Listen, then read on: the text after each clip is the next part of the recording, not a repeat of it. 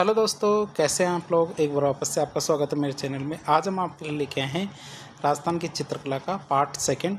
इससे पहले part first upload कर दिया गया है, जिसमें हमने बीकानेर जो चित्रकला है वहाँ तक पढ़ लिया था। यदि आपने वो नहीं देखा तो पहले आप वह देखिए, इससे आपकी अच्छी समझ विकसित होगी, साथ ही साथ कंटिन्यू पढ़ाई भी ठीक होगी।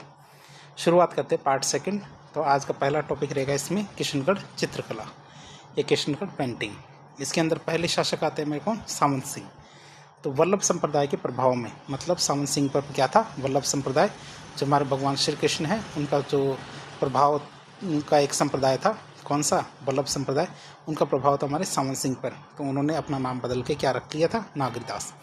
जैसे सामंत सिंह पर वल्लभ संप्रदाय का प्रभाव पड़ा तो उन्होंने अपना नाम बदल के क्या कर लिया? नागरीदास रख लिया था। सामंत सिंह ने नागर समुच्चय नामक एक पुस्तक लिखी थी। नाम याद रखेंगे आप पुस्तक का नाम है नागर समुच्चय नामक पुस्तक है। किसने लिखी थी? सामंत सिंह ने। तो सामंत सिंह की पुस्तक का नाम है नागर समुच्चय। तो सामंत सिंह ने अपना अंतिम समय कहाँ गुजारा था? वृंदावन के अंदर। सामंत सिंह का शासनकाल हमारे किशनगढ़ चित्रकला का स्वर्णकाल माना जाता है। सामंत सिंह का शासनकाल क्या माना जाता है? हमारे जो किशनगढ़ की चित्रकला है उसका स्वर्णकाल माना जाता है। वल्लभ संप्रदाय के प्रभाव की वजह से जो किशनगढ़ चित्रकला के अंदर राधा कृष्ण के चित्र काफ़ी ज़्यादा बनाए गए थे। सामंत सिंह ने अपनी प्रेमिका जो रसिक बिहारी है, उनके जो लवर है, प्रेमिका है कौन? रसिक बिहारी, उसको राधा के रूप में चित्रित करवाया था। ध्यान रखना, वो स्वयं कृष्ण बनते थे और उनकी प्रेमिका थी रसिक बिहारी, उसको राधा के रूप में चित्रित करवाया था। किसने? सामंत सिंह ने। अब किशनगढ़ चित्रकला शैली के प्रमुख चित्रकार कौन कौन से थे? पहले आते हैं हमारे मोरध्वज निहालचंद या मोरध्वज निहालचंद जो प्रथम चित्रकार आते। तो मोरध्वज निहालचंद ने सामंत सिंह की पुस्तक नागर समुच्चय का चित्रण किया था। जो पुस्तक लिखी थी सामंत सिंह ने, कौन सी? हमारी नागर समुच्चय। तो इस पुस्तक में जो चित्र बनाए थे किसने बनाए थे? मोरध्वज निहालचंद ने। तो मोरध्वज निहालचंद ने सामंत सिंह की जो प्रेमिका थी रसिक बिहारी, इसका एक व्यक्तिगत चित्र बनाया था, जिसे बनी ठनी कहा जाता है। क्या कहा जाता है? बनी ठनी कहा जाता है उस चित्र को। और आप बगल में बनी ठनी का चित्र भी देख सकते हैं। एरिक डिक्सन ने बनी ठनी को भारत की मोनालिसा कहा था। एरिक डिक्सन ने क्या कहा? बनी ठनी को भारत की मोनालिसा कहा है। और मोनालिसा क्या थी? एक इटालियन पेंटिंग है।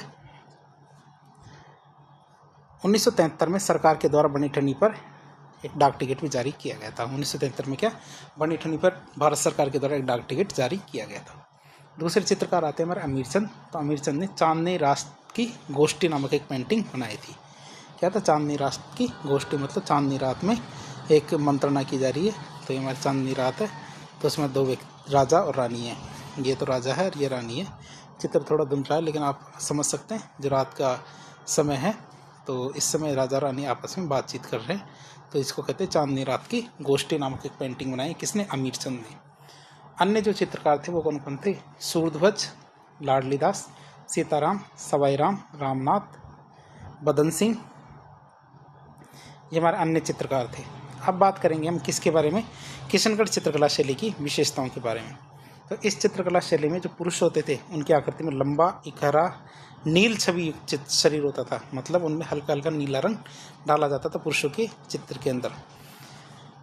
मोती जड़ित श्वेत या फिर मूंगिया पगड़ी होती थी। उन्नत ललाट होता था। खंजनाकृत कर्णांत होते थे। खंजन पक्षी की तरह कान होते थे। खिंचे विशाल अरुणाभ नयन होते थे। नारी आकृति की बात करें, तनवंगी, लंबी, गौरवर्ण, मतलब जो श्वेत वर्ण होते हैं गोरे रंग में। नुकीली चिबुक को मतलब होता है ठोडी, जो होती है ठोडी हमारी, जो मुंह के नीचे ठोडी होती है वो। वेसरी का चित्रण, मतलब नाक के अंदर एक आभूषण होता है वेसरी, वो। सुराहीदार गर्दन, पतली कमर, लंबी कमल पंखुड़ी जैसी आंखें। तो आंखें कैसी है इसमें? कमल की पंखुड़ी जैसी। तो इनका चित्रण किया जाता था। दूर दूर तक फैली झील, उसमें केली करते हुए हंस, बतख, सारस, तैरती नौकाएं, केले के गाछ, रंग बिरंगे उपवन, चांदनी रात में राधा कृष्ण की केली क्रीड़ाएं, प्रातःकालीन और संध्याकालीन बादलों का सिंदूरी चित्रण किशनगढ़ शैली है, उसकी विशेषता मानी जाती है। तो हमने ये विशेषताएं देख ली है। चित्र में भी आप देख सकते हो जो मोनालिसा है तो इसने नाक में वेसरी भी पहनी है। वेसरी तो आप दिखा सकते हैं, वेसरी को तो ये नाक के अंदर जो आभूषण है, ये नाक का आभूषण है इस तरह का, तो ये वेसरी है। तो मोनालिसा ने भी, मोनालिसा के हमारे बनी ठनी के अंदर भी पहनी गई थी। जो रसिक बिहारी थी सामंत सिंह की प्रेमिका, उसी का चित्र था हमारा बनी ठनी, तो इसने भी पहनी थी, तो हम इसको देख सकते हैं। बनी ठनी अर्थात जो राधा का रूप सौंदर्य है, इसका चित्रांकन इस शैली का विशेष आकर्षण रहता है। यहाँ के जो प्रमुख रंग है सफ़ेद, गुलाबी, सलेटी और सिंदूरी, इस तरह के रंगों को भरा गया है इसके अंदर। किशनगढ़ चित्रकला पर कांगड़ा चित्रकला का प्रभाव दिखाई देता है। जिसका किशनगढ़ चित्रकला पर कांगड़ा चित्रकला शैली का प्रभाव दिखाई देता है। किशनगढ़ चित्रकला में सरोवरों, हंसों और केले के पेड़ों का चित्रण भी काफ़ी ज़्यादा किया गया है। किसका? केले के जो पेड़ है, हंस और सरोवर, इनका काफ़ी ज़्यादा चित्रण किया गया है किसमें? किशनगढ़ शैली के अंदर। अब हम देखेंगे किशनगढ़ शैली पर रिसर्च किसने किया। तो हमारे किशनगढ़ शैली पर एरिक डिक्सन ने और फैयाज अली ने, इन्होंने काफ़ी ज़्यादा रिसर्च किया है। अब आते हैं हमारे को नागौर चित्रकला। कौन सी चित्रकला आती है? नागौर चित्रकला। तो नागौर चित्रकला में लकड़ी के जो दरवाजे होते हैं उन पर भित्ति चित्रण काफ़ी ज़्यादा किया गया है।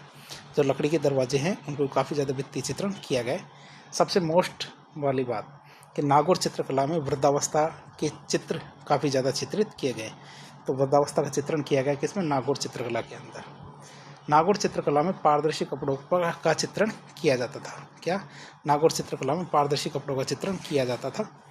नागौर चित्रकला में बुझे हुए रंगों का प्रयोग किया जाता है। बुझे हुए रंग मतलब जितने तड़कते भड़कते नहीं होते थे, तो आप चित्र में बगल में बुझे हुए रंग से बना हुआ चित्र भी देख सकते हैं। भाई इनमें क्या होते हैं? तड़कता भड़कता कोई कलर नहीं है, लेकिन फिर भी काफ़ी सुंदर चित्र बने हुए हैं। ये हमारी कौन सी चित्रकला? नागौर चित्रकला। और आपको किस लिए याद करनी है? जो वृद्धावस्था के चित्र किससे संबंधित होते हैं? नागौर चित्रकला से संबंधित। फिर आती है हमारी अजमेर चित्रकला। अजमेर पेंटिंग की बात करें तो अजमेर चित्रकला में हिंदू, इस्लाम, ईसाई धर्मों का प्रभाव काफ़ी ज़्यादा दिखाई देता है। अजमेर चित्रकला में क्या? हिंदू, इस्लाम और ईसाई धर्मों का प्रभाव दिखाई देता है। ठिकानों की चित्रकला में राजपूत संस्कृति दिखाई देती है। जो अजमेर के आसपास जो ठिकाने थे उनकी चित्रकला में राजपूत संस्कृति दिखाई देती है। जैसे हमारे ठिकाने कौन कौन से? भिनाई, सावर, मसूदा, जूनिया जैसे जो ठिकाने हैं, तो इन ठिकानों में चित्रण की परंपरा ने अजमेर शैली के विकास और संवर्धन में बहुत ज़्यादा योगदान दिया है। आगे देखें तो अजमेर चित्रकला के प्रमुख चित्रकार कौन कौन थे? अजमेर चित्रकला के प्रमुख चित्रकार है जूनिया का चांद है। तो चांद ने 1698 में लोक देवता राजा पाबूजी का व्यक्तिगत चित्र बनाया था। किसने? चांद ने। जो जूनिया का चांद था उन्होंने लोक देवता पाबूजी का चित्र बनाया था 1698 में। और हमारे सावर के तैयब जी, नांद का राम सिंह भाटी, खरवा से लाल जी और नारायण भाटी, मसूदा के माधो जी और राम, साहिबा और उसना। तो ये हमारे कुछ अजमेर चित्रकला के चित्रकार थे। ये भी आप ध्यान रखेंगे, साहिबा और उसना क्या थे? ये दोनों महिला चित्रकार थी। ऐसा नहीं मान सकते कि उस समय महिला चित्रकार नहीं हुआ करते थे। अगली शैली आती है हमारी जैसलमेर चित्रकला। तो जैसलमेर शैली का विकास मुख्य रूप से महारावल हर्राज, अक्खेराज और मूलराज के संरक्षण में हुआ था। किनके संरक्षण में? महारावल हर्राज, अक्खेराज और मूलराज के संरक्षण में हमारे जैसलमेर शैली का विकास हुआ था। मुमल की बात करें, मुगल जैसलमेर शैली का प्रमुख चित्र है। जैसलमेर शैली की एक सबसे खास विशेषता यह है कि इस पर मुगल या फिर जोधपुर शैली का प्रभाव नहीं पड़ा है। क्यों? क्योंकि जोधपुर तो जाना ही बहुत टेढ़ी खीर है। तो हमारे जैसलमेर शैली की विशेषता यह है कि इस पर मुगल और जोधपुर शैली का प्रभाव नहीं है। ये एकदम क्या? स्थानीय शैली है। जैसलमेर शैली की बात करें तो ये क्या है? एकदम स्थानीय शैली। फिर तीसरी आती है हमारी ढूंढाड़ शैली। अब तक हमने क्या? मेवाड़ देख लिया, मारवाड़ देख लिया। तीसरी आती है हमारी कौन सी? ढूंढाड़ चित्रकला। ढूंढाड़ चित्रकला की बात करें तो ढूंढाड़ चित्रकला में कौन कौन से एरिया देखेंगे हम? सबसे पहला एरिया आता है हमारा कौन सा? आमेर चित्रकला, जिसे हम जयपुर चित्रकला भी कहते हैं। आमेर चित्रकला को ही जयपुर चित्रकला कहते हैं। इसमें पहले शासक आते हैं हमारे मानसिंह। तो आमेर के राजा मानसिंह के शासनकाल में चित्रकला का स्वतंत्र विकास शुरू हो गया था। आमेर के राजा मानसिंह के शासनकाल में क्या हुआ? चित्रकला का स्वतंत्र विकास शुरू हो गया था। मानसिंह के शासनकाल में मोजमाबाद और बैराट के जो मुगल गार्डन थे उनमें भित्ति चित्रण किया गया था। क्या? मानसिंह के शासनकाल में मोजमाबाद और बैराट के जो मुगल गार्डन थे उनमें भित्ति चित्रण किया गया था। मोजमाबाद के जयपुर के पास में एक जगह है और बैराट भी एक जयपुर के पास में एक जगह है। तो दोनों ही जगह पे क्या? भित्ति चित्रण किया गया है। किनके टाइम पे? मानसिंह के टाइम पे।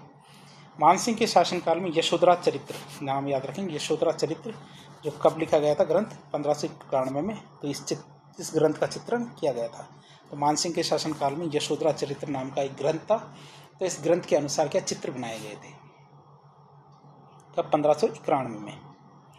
फिर आते हैं हमारे मानसिंह, तो मानसिंह के शासनकाल में आमेर के चित्रकारों ने रजमनामा 1588 में जो लिखी गई थी उसके 169 चित्र बनाए थे। कितने? 169 चित्र बनाए थे रजमनामा, जो हमारे अकबर के द्वारा महाभारत का फारसी में अनुवाद करवाया गया था। तो फारसी में अनुवाद था हमारा रजमनामा। तो इस पुस्तक के अंदर 169 चित्र मिलते हैं। तो मानसिंह के शासनकाल में ही 169 चित्र बनवाए गए थे। रजमनामा नामक पुस्तक में अकबर ने महाभारत का फारसी भाषा में अनुवाद कराया था। मतलब रजमनामा नामक पुस्तक महाभारत का फारसी अनुवाद है। अगले शासक आते हैं हमारे मिर्जा राजा जयसिंह। तो मिर्जा राजा जयसिंह ने रसिक प्रिया और कृष्ण रुक्मणी वेली नामक ग्रंथ अपनी रानी चंद्रावती के लिए सन 1639 में बनवाए थे। तो किसने बनवाया था? मिर्जा राजा जयसिंह ने रसिक प्रिया और कृष्ण रुक्मणी वेली नामक ग्रंथ अपनी रानी चंद्रावती के लिए सन 1639 में बनवाए थे। इसमें कृष्ण और गोपियों का युगल स्वरूप लोक शैली में चित्रित है। इसमें क्या? हमारे कृष्ण और गोपियों का युगल स्वरूप लोक शैली में चित्रित है।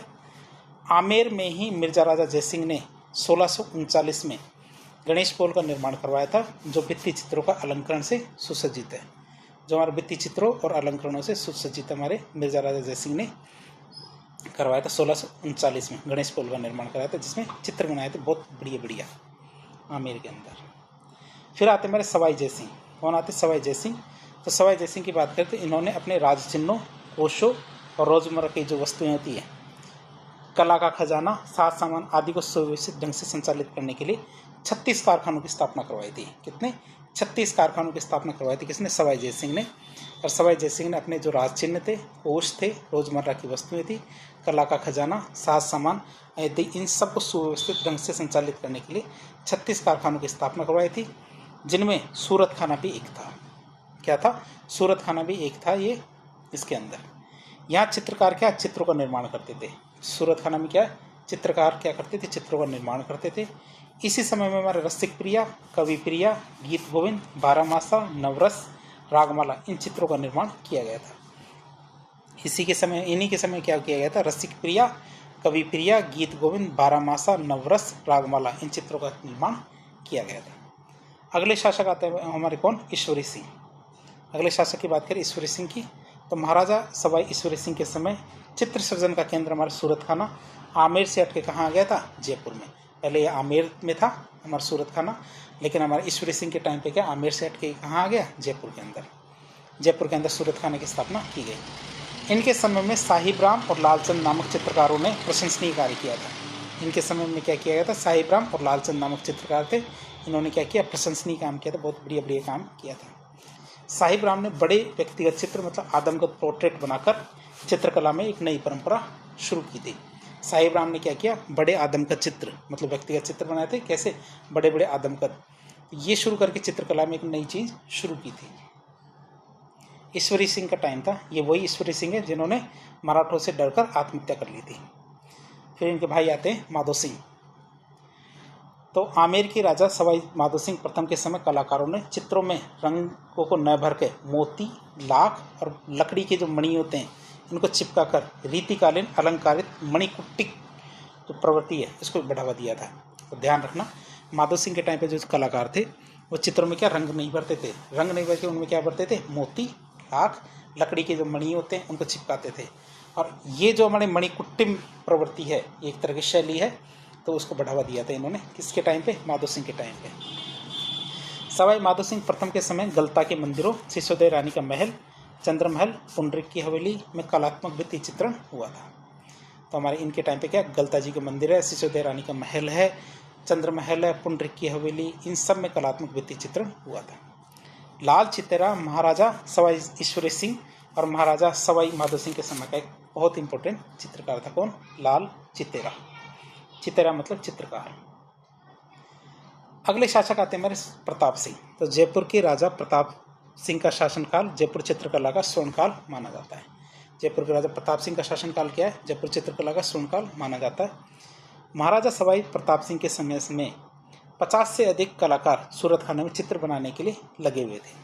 सूरत खाना था जयपुर का, तो उसमें 50 से ज़्यादा चित्रकार लगे हुए थे प्रताप सिंह के टाइम पे, जिनमें हमारे राम सेवक, गोपाल, हुक्मा, चिमना, शालिग्राम, लक्ष्मण, इस तरह बहुत सारे चित्रकार थे। इस समय हमारे राधा कृष्ण की लीलाओं, नायिका भेद, राग रागिनी, बारहमासा, इन सब के चित्र काफ़ी प्रधानता से चित्रित किए गए थे।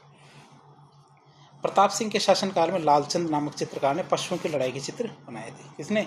लालचंद नामक जो चित्रकार था उन्होंने क्या किया था? पशुओं की लड़ाई के चित्र बनाए थे प्रताप सिंह के टाइम पे। आप इसे याद रखें, पशु का लड़ाई का चित्र किसने बनाया था?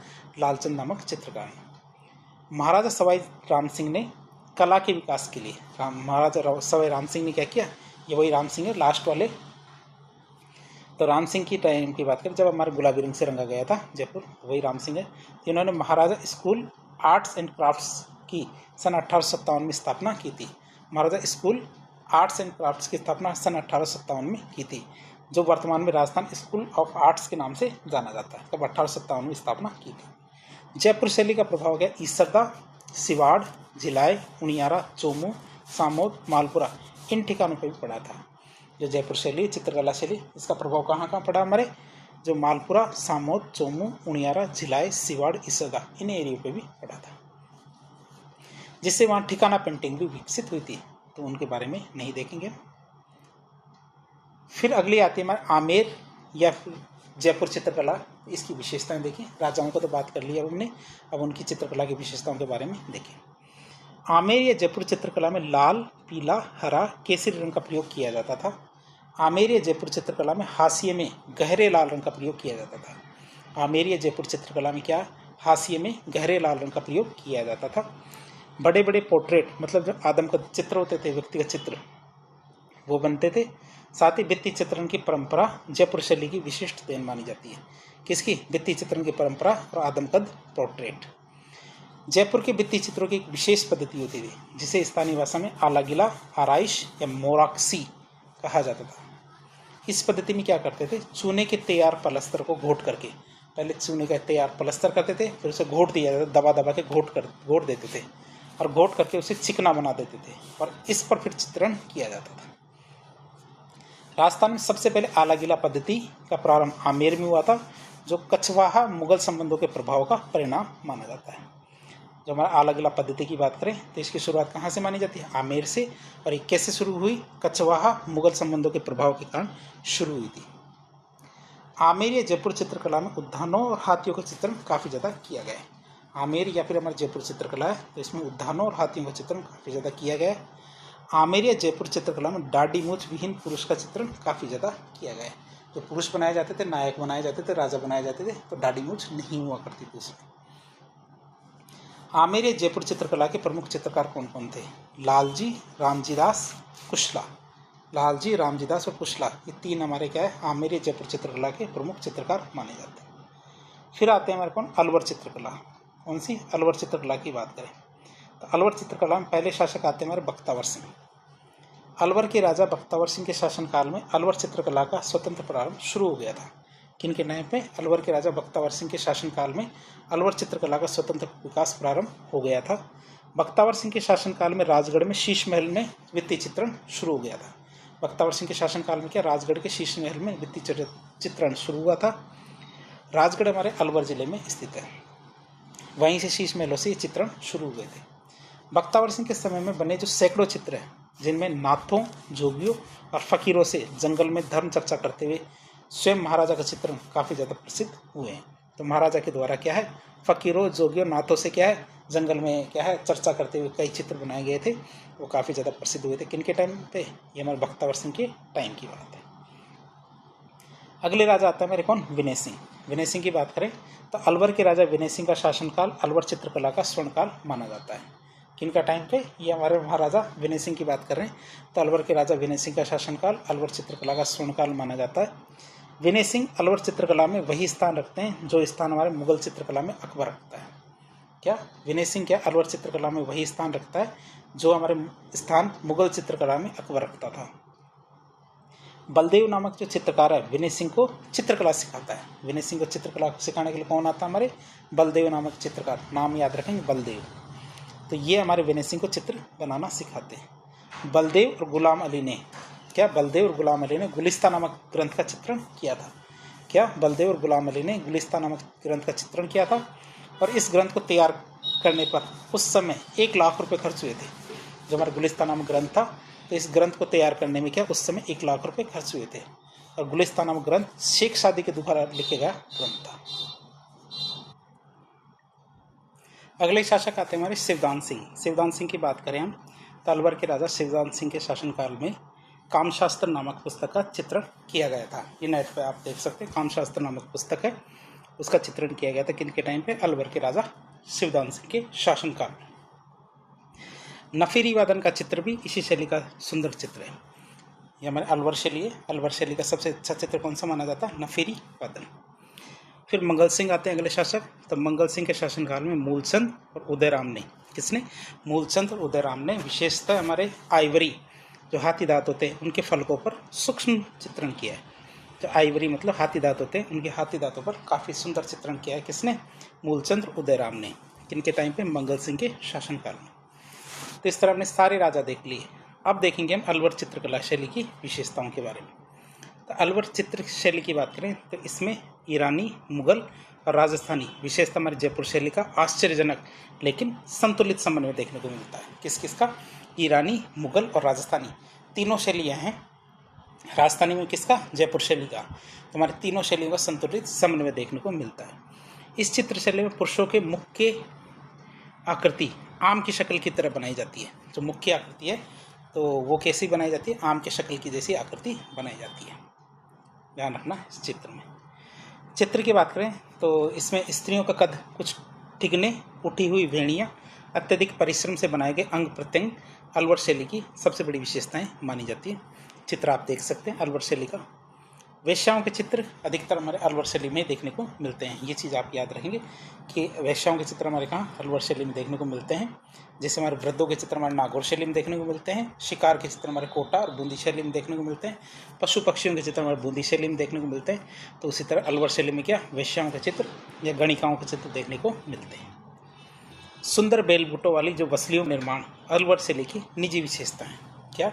सुंदर बेल बूटे वाली जो वसलियों का निर्माण क्या है? क्या अलवर शैली की विशेषता है। अलवर चित्रकला में चिकने और उज्ज्वल रंगों का उपयोग किया जाता है। अलवर चित्रकला में हाशिए में फूल पत्तियों का चित्रण किया जाता था। क्या? अलवर चित्रकला में हाशिए में क्या? फूल पत्तियों का चित्रण किया जाता था। अलवर चित्रकला में लघु चित्रण किया जाता था। क्या? अलवर चित्रकला में लघु चित्रण किया जाता था। अलवर चित्रकला में योगासन चित्रण काफ़ी ज़्यादा किया जाता है। किसका? योगासन चित्रण भी काफ़ी ज़्यादा किया जाता है। किसमें? अलवर चित्रकला। फिर हम बात करेंगे अलवर चित्रकला के प्रमुख चित्रकारों के नाम। जैसे हमारे शिव कुमार, डालूराम। तो डालूराम की बात करें तो अलवर की स्थापना हमारे प्रताप सिंह ने की थी। और प्रताप सिंह ने क्या है? दोनों जो चित्रकार थे शिव कुमार और डालूराम, इन दोनों चित्रकारों को जयपुर से अलवर लेके गए थे। जो हमारे जो प्रताप सिंह थे, ये क्या है? हमारे शिव कुमार और डालूराम पहले जयपुर में थे, वहाँ से अलवर में लेके गए थे इन दोनों चित्रकारों को। अन्य चित्रकारों की बात करें तो जमुनादास, बक्साराम, नंदराम, छोटेराम, सालिग्राम, ये हमारे अन्य चित्रकार हैं। किसके? अलवर चित्रकला शैली। अगले चित्रकला शैली आती है हमारे पास शेखावटी चित्रकला शैली। तो शेखावटी क्षेत्र हवेलियों के लिए प्रसिद्ध है। शेखावटी क्षेत्र क्या? हमारे हवेलियों के लिए प्रसिद्ध है और हवेलियाँ अपने भित्ति चित्रों के लिए जानी जाती है, इसलिए शेखावटी को ओपन आर्ट गैलरी कहा जाता है। क्या? शेखावटी शैली को हम क्या कहते हैं? Open art gallery. इसका मतलब है जहाँ भी आप जाएंगे तो दीवारों पे इतने सुंदर चित्र बने हुए हैं कि आपको ऐसा नहीं लगेगा कि आप कहीं गली में घूम रहे हैं, बल्कि आपको लगेगा कि गैलरी है उसी में घूम रहे हैं, इसलिए ओपन आर्ट गैलरी कहेंगे हमारे शेखावटी क्षेत्र को। यहाँ पे बड़े बड़े हाथी, घोड़े, चौबदारों, चंवर धारणियों का अंकन, गवाक्षों के दोनों ओर की जो दीवारें हैं वहाँ पे अंकन, इन सब हवेली की विशेषता है। मतलब यहाँ पे चित्र काफ़ी ज़्यादा बने हुए हैं जिसमें आप बड़े बड़े हाथी देख सकोगे, घोड़े देखोगे, चौबदारों और जो गवाक्ष होते हैं उसकी दोनों तरफ जो दीवारें होती हैं उन पर भी काफ़ी अच्छे सुंदर सुंदर चित्र बनाए गए। बात करें छज्जे के नीचे ठोड़ों के मध्य, छज्जे के नीचे जो ठोड़े होते हैं उनके मध्य में चित्रों ने अपनी सूझबूझ के अनुसार मल्ल युद्ध जो लड़ाई करते हैं, जो क्या कहते हैं, सूरमा युद्ध कहते हैं, मल्ल युद्ध, कुश्ती, दधि मंथन, गोदोहन, विचित्र पशु पक्षियों, हमारे देवी मिथकों, राक्षसों, कामकला, राग रागिनी, साधु संतों और लोक कथाओं के विशेष अंकन किए हैं। जो हमारे चित्र बनाए हैं काफ़ी सुंदर सुंदर मल्ल युद्ध के हैं, गोदोहन के हैं, राक्षस, कामकला, राग रागिनी, तो ऐसे करके बहुत सारे चित्र बनाए गए। हवेली है तो हवेली की बाह्य दीवारों और अंदर हवेलियों में बाहरी दीवारों और अंदर की तरफ कथात्मक बड़े बड़े फलकों का चित्रांकन शेखावटी शैली की विशेष देन मानी जाती है। मतलब काफ़ी सुंदर सुंदर और बड़े बड़े फलकों के चित्र बने हुए हैं। शेखावटी के भित्ति चित्रण में कत्थई, नीले और गुलाबी रंग की प्रधानता है। शेखावटी के जो भित्ति चित्रण है तो भित्ति चित्रण में कत्थई, नीले और गुलाबी रंग की प्रधानता है। शेखावटी चित्रकला में यूरोपीय शैली का प्रभाव काफ़ी अधिक दिखाई देता है। तो शेखावटी चित्रकला में यूरोपीय शैली का प्रभाव बहुत ज़्यादा दिखाई देता है। शेखावटी जयपुर रियासत का ठिकाना था। शेखावटी क्या था? जयपुर रियासत का ठिकाना था। शेखावटी की बात करें तो शेखावटी चित्रकला के प्रमुख चित्रों की बात करें तो फतेहपुर की जो गोयनका हवेली है, फतेहपुर की जो गोयनका हवेली है तो उस हवेली में भगवान श्री कृष्ण का 8 गोपियों के साथ एक चित्र काफ़ी सुंदर बना हुआ है। फतेहपुर की जो सीकर के अंदर है फतेहपुर, तो उसकी बात कर रहे हैं, ये हमारे यूपी वाले बात नहीं है। तो उसकी जो गोयनका हवेली है उसमें भगवान श्री कृष्ण की 8 गोपियों के साथ एक चित्र बना हुआ है। फतेहपुर हमारे राजस्थान के सीकर में स्थित है। और नादिन ला प्रिंस ने फतेहपुर की हवेलियों के भित्ति चित्रों का संरक्षण किया है। किसने? नादिन ला प्रिंस ने। और ये एक फ्रेंच महिला है जिन्होंने, ये वैसे खराब हो रही थी दीवारें चित्र, तो उनका संरक्षण किया किसने? नादिन ला प्रिंस ने। और ये क्या? हमारी फ्रेंच महिला है। अब हम देखें शेखावटी की चित्रकला के प्रमुख चित्रकार कौन कौन है। एक आते मेरे देवा। देवा ने जोगीदास की छतरी के भित्ति चित्र बनाए थे। क्या देवा ने क्या किया था? जोगीदास की छतरी के भित्ति चित्र बनाए थे। किसने? देवा ने। जोगीदास की छतरी हमारे राजस्थान के झुंझुनू जिले के उदयपुर वाटी में है। जोगीदास की छतरी कहाँ पे? राजस्थान में झुंझुनू जिला है, तो उसके उदयपुर वाटी क्षेत्र में क्या है? जोगीदास की छतरी। अगली शैली आती है हमारी उनियारा शैली। कौन सी शैली? उनियारा शैली की बात करें तो उनियारा राजस्थान के टोंक जिले में स्थित एक जगह है। तो उनियारा जयपुर रियासत का प्रथम श्रेणी का ठिकाना था। उनियारा चित्रकला की बात करें तो इसमें ढूंढाड़ और बूंदी दोनों चित्रकलाओं का मिश्रण देखा जाता है। हमारे उनियारा में क्या है? तो हमारे ढूंढाड़ और बूंदी चित्रकलाओं का मिश्रण देखा जाता है। उनियारा जयपुर रियासत का ठिकाना था। उनियारा क्या था? जयपुर रियासत का ठिकाना था। राम, सीता, लक्ष्मण और हनुमान मीरबख्श के द्वारा चित्रित उनियारा शैली के बहुत सुंदर चित्र माने जाते हैं। कौन सा? राम सीता के चित्र, लक्ष्मण और हनुमान के चित्र, ये उनियारा शैली के बहुत सुंदर चित्र माने जाते हैं। अब इसमें उनियारा शैली की बात करें तो उनियारा के सामंत थे सरदार सिंह। उनके समय पे उनियारा चित्रकला का स्वतंत्र विकास माना जाता है। किनके समय पे? सरदार सिंह के टाइम पे उनियारा जो टोंक में पड़ता है। अब उनियारा के प्रमुख चित्रकारों की बात करें तो एक तो मीरबख्श थे। तो मीरबख्श का हमने चित्र देखा था। तो मीरबख्श ने राम, लक्ष्मण, सीता और हनुमान जी के चित्र काफ़ी ज़्यादा बनाए थे, वो हम देख ही लिया।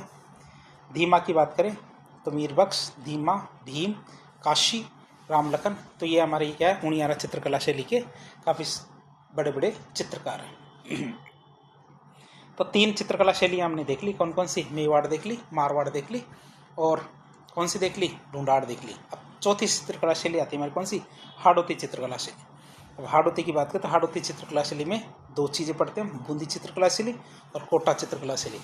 एक क्षेत्रीय शैली भी है हमारी कौन सी? हमारे झालावाड़ की चित्रकला शैली, तो उसको भी थोड़ा सा देख लेंगे। तो हमारे 2 तो मेन है ही।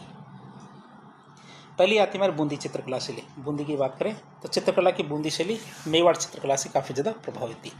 जो चित्रकला की बूंदी शैली है ये किससे ज़्यादा प्रभावित थी? मेवाड़ चित्रकला से बहुत ज़्यादा प्रभावित थी।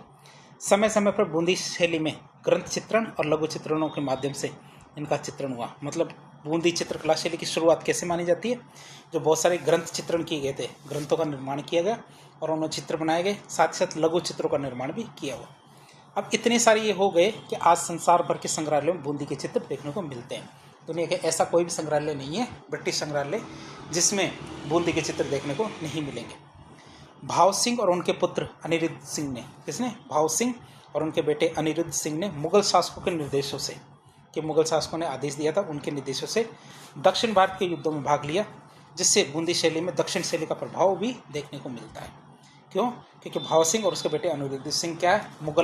मुगलों के आदेश की वजह से दक्षिण भारत में गए, और दक्षिण भारत से क्या है? दक्षिणी जो भारत की चित्रकला शैली थी वो साथ लेके आए, और इसीलिए बूंदी चित्रकला शैली में हमारे दक्षिण भारत का प्रभाव भी देखने को मिलता है। फिर आते हैं हमारे शासकों की बात करें बूंदी चित्रकला शैली के। पहले शासक आते हैं सुरजन। बूंदी के राजा सुरजन ने के शासनकाल में बूंदी चित्रकला का स्वतंत्र विकास शुरू हो गया था। कि बूंदी के राजा सुरजन के शासनकाल में बूंदी चित्रकला का स्वतंत्र विकास शुरू हो गया था।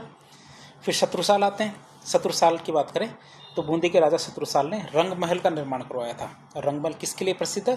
भित्ति चित्रों के लिए प्रसिद्ध है। मतलब रंग महल की दीवारों पे काफ़ी सुंदर सुंदर चित्र बने हुए हैं। तो बूंदी के राजा शत्रुसाल ने रंग महल का निर्माण करवाया। और रंग महल किसके लिए प्रसिद्ध है? भित्ति चित्रों के लिए।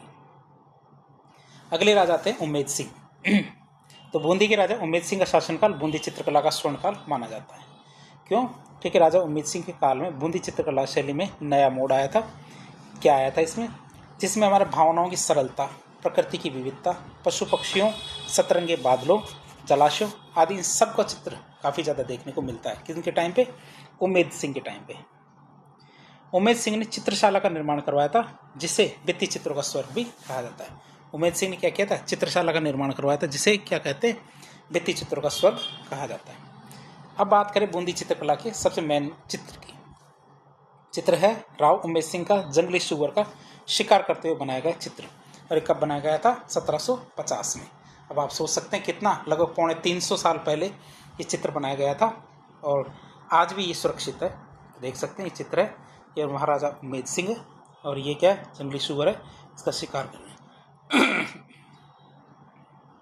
चित्र काफ़ी सुंदर है, लेकिन काफ़ी ज़्यादा लगभग 350 साल हो गए तो हल्का सा फेट हो गया, मतलब कलर, लेकिन फिर भी साफ साफ देखने को मिलता है। बूंदी चित्रकला की विशेषताओं के बारे में बात करते हैं। क्या बूंदी चित्रकला की विशेषताओं की बात करें तो बूंदी शैली की आकृतियाँ लंबी, शरीर पतले, स्त्रियों के अधर लाल, मुख गोलाकृत, चिबुक पीछे की ओर, मतलब जो ठोडी होती है मुख के नीचे की ठोडी वो पीछे की ओर झुकी हुई होती है। जब महिलाओं की बात करें तो बूंदी चित्रकला में प्रकृति चित्रण काफ़ी ज़्यादा किया गया है। मतलब कि राजा या रानी तो है ही, लेकिन साथ में क्या है? प्रकृति के चित्रण भी इतना ही महत्वपूर्ण है बूंदी शैली के अंदर। आकाश में उमड़ते हुए काले कजरारे मेघ, मतलब बादल, बिजली की कौंध, घनघोर वर्षा, नदी में उठती हुई जल तरंगे, हरे भरे वृक्ष, उन पर चहकती चिड़िया, नाचते मोर, कलाबाजी करते हुए वानर मतलब बंदर, पहाड़ की तलहटी में विचरण करते हुए वन्य जीव, ये सब बूंदी चित्रकला शैली में काफ़ी ज़्यादा दिखाया गया है। चित्र में भी आप देख सकते हो, ये एक महिला है, ये रानी है, जो क्या है? मोर से प्रेम कर रही है। तो आप देख सकते हैं, तो प्रकृति चित्रण हमारी बूंदी चित्रकला शैली की एक प्रमुख विशेषताओं में से एक है। बूंदी चित्र शैली में हमारे पशु पक्षी चित्रण को विशेष महत्व दिया गया है। तो हमारे प्रत्येक चित्र में कहीं न कहीं पशु या पक्षी देखने को जरूर मिलता है। स्थापत्य का राजपूती विभव, श्वेत, गुलाबी, लाल, हिंगलू, हरा, इन सब रंगों का प्रयोग बूंदी कलम की विशेषता है। मतलब बूंदी चित्रकला में कौन कौन से कलर हैं? एक तो श्वेत, गुलाबी, लाल, हिंगलू, हरा, ये हमारे क्या है? बूंदी चित्रकला शैली के प्रमुख रंग है। कौन कौन सी चीज़ों पर हमारे चित्र बने हैं हमारे बूंदी चित्रकला में? राग रागिनी, नायिका भेद, ऋतु वर्णन, बारहमासा, कृष्ण लीला, दरबार शिकार, हमारे हाथियों की लड़ाई, उत्सव अंकन, ये सब हमारे क्या? इन विषयों पर चित्र बने हैं। बूंदी चित्रकला पर मेवाड़ी शैली का बहुत ज़्यादा प्रभाव देखने को मिलता है।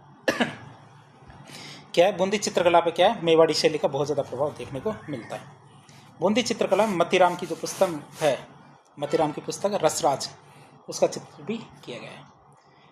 भाई मतीराम की एक पुस्तक है रसराज, उसका चित्रण भी किया गया बूंदी चित्रकला शैली। अब हम देखेंगे बूंदी चित्रकला के प्रमुख चित्रकार कौन कौन से हैं। एक तो हमारे सुरजन है, अहमद, साधुराम और रामलाल, ये बूंदी चित्रकला शैली के प्रमुख चित्रकार माने जाते हैं। फिर आता हमारा कोटा चित्रकला। कोटा चित्रकला में बात करें तो इसमें पहले राजा आते हैं हमारे राम सिंह। ये वो राम सिंह नहीं है जो 1857 के अंदर फंस गए थे कोटा के अंदर, ये वो राम सिंह नहीं है, ये दूसरे हैं। कोटा के महाराव राम सिंह की बात करें 1661 से 1705 तक इनका शासनकाल था। तो इस शासनकाल में कोटा चित्रकला का स्वतंत्र विकास शुरू हो गया था। तो आपसे पूछा जाए कोटा चित्रकला की बात करें तो कोटा चित्रकला में स्वतंत्र विकास कोटा चित्रकला शैली का किसके समय से शुरू माना जाता है? तो ये हमारे कोटा के महाराव राम सिंह जो 1661 से 1705 तक थे। फिर अगले शासक आते हैं भीम सिंह। तो कोटा के राजा भीम सिंह के शासनकाल में वल्लभ संप्रदाय के प्रभाव की वजह से भगवान श्री कृष्ण के बहुत ज़्यादा चित्र बने थे। क्यों? कोटा के राजा भीम सिंह पर किनका प्रभाव था ज़्यादा? ये हमारे वल्लभ संप्रदाय का। फिर आते हैं उम्मेद सिंह। तो कोटा के राजा उम्मेद सिंह का शासनकाल कोटा चित्रकला का स्वर्णकाल माना जाता है। उम्मेद सिंह की बात करें तो कोटा के राजा उम्मेद सिंह का शासनकाल क्या है? कोटा चित्रकला का स्वर्णकाल माना जाता है। अब हम बात करें कोटा चित्रकला की खास विशेषताएं क्या है। पहली विशेषता आती है कोटा के मुसफिर खाने के कलाकारों ने, क्या कोटा के जो मुसफिर खाने के कलाकारों ने क्या किया, भित्तियों पर बड़े बड़े चित्र बनाने के साथ बड़ी बड़ी वसलियों पर शिकार का समूह चित्रण कर कोटा शैली को विशिष्टता दी। क्या बहुत विशिष्ट चित्र बनाए गए, किसके, शिकार के। घने जंगलों में शिकार की बहुलता के कारण कोटा शैली में इस समय शिकार का बहुरंगी वैविध्यपूर्ण चित्र, मतलब अलग अलग तरह के शिकार के चित्र बनाए गए, जो इस शैली का प्रतीक बन गया। जैसे हमारे झाली सिंह झाला की हवेली का भित्ति चित्र जो हम आपके लिए लेके आए। जो भित्ति चित्र है, ये चित्र है, इसमें ये राजा है, ये सामंत है, दोनों में से कोई भी हो सकता है। ये साथ में सेवक है दो, ये नीचे तो रानियां हैं। ये क्या है, शिकार कर रहे हैं। ये साथ में, इन दोनों के हाथ में क्या, बंदूक है, आप देख सकते हैं। और इस शिकार के दृश्य की एक चित्र बनाने की कोशिश की गई है। ये जालिम सिंह झाला है, उनकी जो हवेली है उसका भित्ति चित्र है। फिर इस शैली की बात करें तो इस शैली में क्या, नारियों और रानियों को भी, क्या, नारियों और रानियों को भी शिकार करते हुए दिखाया गया, जैसा हमने चित्र में भी देखा था। स्त्री की बात करें तो स्त्री आकृतियों को कोटा शैली में अत्यंत सुंदर चित्र बनाया गया है। पीन अधर, सुदीर्घ नासिका, पतली कमर, कपोल खिले हुए, सुंदर और अलकावली नारी आकृति, ये इन सबको जीवंतता प्रदान करती है। कौन, ये हमारी कोटा चित्रकला शैली। पुरुष आकृति में वृषभ कंधे, मतलब जो बैल होता है तो बैल की तरह कंधे लगते हैं कोटा चित्रकला शैली में। पुरुष उन्नत भौहें, तो मोटी मोटी भौहें, मांसल देह, मुंह पर भारी बड़ी बड़ी दाढ़ी और मूछें, तलवार कटार, साथ में हथियारों से युक्त वेशभूषा, मोती जड़ित आभूषण सहित चार चांद लगाते हैं। मतलब पुरुषों की बात बता रहे कि पुरुष कैसे दिखते हैं। तो महिलाओं में कैसे होती है, पीन अधर, सुदीर्घ नासिका, पतली कमर, कपोल खिले हुए, हमारे सुंदर अलकावली नारी, इस तरह के जो चित्र हैं ये सुंदर लगते हैं हमारे कोटा के अंदर। महिलाओं के बारे में बताया। पुरुष आकृति में देखें तो कंधे कैसे, ये विशेषताएं आपको लिखनी पड़ेगी यदि परीक्षा में आएंगी तो। पुरुष कैसे होते हैं, वृषभ कंधे, जो बैल की तरह कंधे होते हैं वैसे, उन्नत भौहें, मांसल देह, मुंह पर भरी भरी दाढ़ी, मूछें, तलवार कटार, ये भी होते हैं। साथ ही साथ क्या, वेशभूषा मोती जड़ित वेशभूषा होती है। कोटा शैली में हल्के हरे, पीले और नीले रंग का बहुतायत में प्रयोग किया गया है। क्या कोटा शैली में हल्के हरे, पीले और नीले रंग का बहुतायत में प्रयोग किया गया। कोटा चित्रकला में मोर, शेर और चंपा का चित्रण किया गया है। क्या कोटा शैली में क्या है कि हमारे मोर, शेर और चंपा, इनका चित्र काफ़ी ज़्यादा किया गया है। अब कोटा शैली के प्रमुख चित्रकारों के बारे में देखते हैं। ये कौन कौन है, रघुनाथ, हमारा लच्छीराम, नूर मोहम्मद, गोविंद, डालू। तो डालू की बात करें तो डालू ने रागमाला का चित्रण किया। कोटा शैली के अंदर डालू ने क्या किया, रागमाला का चित्रण किया। एक हमारी शैली आती है कौन सी, झालावाड़ शैली। झालावाड़ शैली की बात करें तो झालावाड़ के राजमहलों में श्रीनाथ जी, राधा कृष्ण लीला, रामलीला, राजसी वैभव के जो भित्ति चित्र देखने को मिलते हैं, उनके माध्यम से झालावाड़ शैली का निर्धारण अभी ठीक से नहीं हुआ है, लेकिन अभी किया जा रहा है झालावाड़ शैली का भी निर्धारण। बात करें हाड़ौती की, तो हाड़ौती की चित्रकला की बात करें तो हाड़ौती चित्रकला पर किस किस ने रिसर्च की थी, WC आर्चर ने, प्रमोद चंद्र और ब्रजेंद्र सिंह। तो हमारा WC आर्चर, प्रमोद चंद्र और ब्रजेंद्र सिंह, इन तीनों ने मिलकर क्या, हाड़ौती चित्रकला शैली पर काफ़ी ज़्यादा रिसर्च किया था। अब हम देखेंगे राजस्थान के आधुनिक चित्रकारों के बारे में। तो राजस्थान के आधुनिक चित्रकारों के बारे में देखें, पहले आते हैं हमारे रामगोपाल विजयवर्गीय। तो रामगोपाल विजयवर्गीय की बात करें तो इन्होंने राजस्थान में सबसे पहले चित्र प्रदर्शनी लगाना शुरू किया था। और इनके द्वारा क्या, अभिसार निशा नाम की एक किताब लिखी गई थी। किताब का नाम क्या था, अभिसार निशा। इनके गुरु की बात करें, इनके गुरु का नाम शैलेंद्र नाथ डे था। क्या था इनके गुरु का नाम, शैलेंद्र नाथ डे था। बाद अगले चित्रकार आते हैं हमारे गोवर्धनलाल बाबा। क्या चित्रकार का नाम क्या, गोवर्धन लाल बाबा। गोवर्धन लाल बाबा की बात करें तो राजस्थान के राजसमंद जिले के रहने वाले थे गोवर्धन लाल बाबा। गोवर्धन लाल बाबा ने भील जनजाति के चित्र काफ़ी ज़्यादा बनाए थे, इसलिए गोवर्धन लाल बाबा को भीलों का चित्रा भी कहा जाता है। क्यों, क्योंकि उन्होंने भीलों के काफ़ी ज़्यादा चित्र बनाए थे। गोवर्धन लाल बाबा की बात करते इनका प्रमुख चित्र था बारात। इनका प्रमुख चित्र कौन सा, बारात। फिर आते हैं अगले चित्रकार हमारे कौन, परमानंद चोयल। क्या परमानंद चोयल अगले चित्रकार आते हैं। तो परमानंद चोयल ने भैंसों के चित्र काफ़ी ज़्यादा बनाए थे, इसलिए परमानंद चोयल को भैंसों का चित्रा कहा जाता है। क्या कहा जाता है, भैंसों का चित्रा कहा जाता है। क्यों, कि परमानंद चोयल ने क्या किया, भैंसों का चित्र काफ़ी ज़्यादा बनाए थे। फिर आते जगमोहन माथोड़िया। जगमोहन माथोड़िया ने कुत्तों के चित्र अधिक बनाए थे, इसलिए जगमोहन माथोड़िया को श्वान का चितेरा कहा जाता है। श्वान मतलब कुत्ते, तो कुत्तों का चितेरा या श्वान का चितेरा कहा जाता है किसे? जगमोहन माथोड़िया को। अगले चित्रकार आते हैं हमारे सौभाग्यमल गहलोत। तो सौभाग्यमल गहलोत ने घोंसलों के चित्र काफ़ी ज़्यादा बनाए थे। क्या किसके चित्र बनाए थे? घोंसलों के चित्र काफ़ी ज़्यादा बनाए थे, इसलिए सौभाग्यमल गहलोत को नीड़ का चितेरा कहा जाता है। नीड़ मतलब घोंसले। फिर आते देवकीनंदन शर्मा। तो देवकीनंदन शर्मा ने प्रकृति चित्रण काफ़ी ज़्यादा किया था, इसलिए देवकीनंदन शर्मा को master of nature and living objects कहा जाता है। अगले चित्रकार आते हैं ज्योति स्वरूप कछवाहा। कौन आते हैं? ज्योति स्वरूप कछवाहा। तो ज्योति स्वरूप कछवाहा ने जंगल से संबंधित काफ़ी ज़्यादा चित्र बनाए थे। उनकी एक चित्रों की श्रृंखला थी, कौन सी? इन्नर जंगल। तो काफ़ी ज़्यादा प्रसिद्ध हुई थी। इन्नर जंगल नाम की एक श्रृंखला थी, किसकी? ज्योति स्वरूप कछवाहा की। ये महिला चित्रकार है। फिर हमारे भूर सिंह शेखावत। तो भूर सिंह शेखावत की बात करें तो इन्होंने स्वतंत्रता सेनानियों के काफ़ी ज़्यादा चित्र बनाए थे।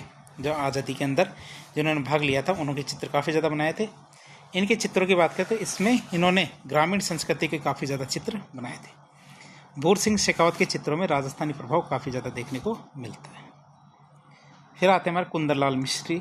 ये हमारे लास्ट है चित्रकार। कुंदनलाल मिस्त्री ने महाराणा प्रताप के चित्र बनाए थे। कुंदनलाल मिस्त्री के चित्रों के आधार पर क्या राजा रवि वर्मा ने महाराणा प्रताप का चित्र बनाया था। कुंदनलाल मिस्त्री ने पहली बार हमारे महाराणा प्रताप के चित्र बनाए थे और इन्हीं के आधार पर हमारे राजा रवि वर्मा हैं, दक्षिण के केरल के राजा जो चित्रकार थे। तो इन्होंने महाराणा प्रताप का चित्रण किया है। राजा रवि वर्मा भारतीय चित्रकला के पितामह माने जाते हैं। और आप इसको देख सकते हैं, जो हमारे रणदीप हुड्डा की एक मूवी ये थी रंगरसिया, उसमें हमारे राजा रवि वर्मा पे वो आधारित थी पूरी मूवी। राजा रवि वर्मा त्रावणकोर रियासत के रहने वाले थे। तो इस तरह पार्ट सेकंड में हमने राजस्थान की चित्रकला को कंप्लीट किया है। तो इस प्रकार के इन्फॉर्मेटिव वीडियो देखने के लिए हमारे चैनल से जुड़े। वीडियो यदि पसंद आए तो वीडियो को लाइक करें, चैनल को सब्सक्राइब करें, अपने दोस्तों के साथ शेयर करें। 2 पार्ट में हमारी राजस्थान की चित्रकला थी।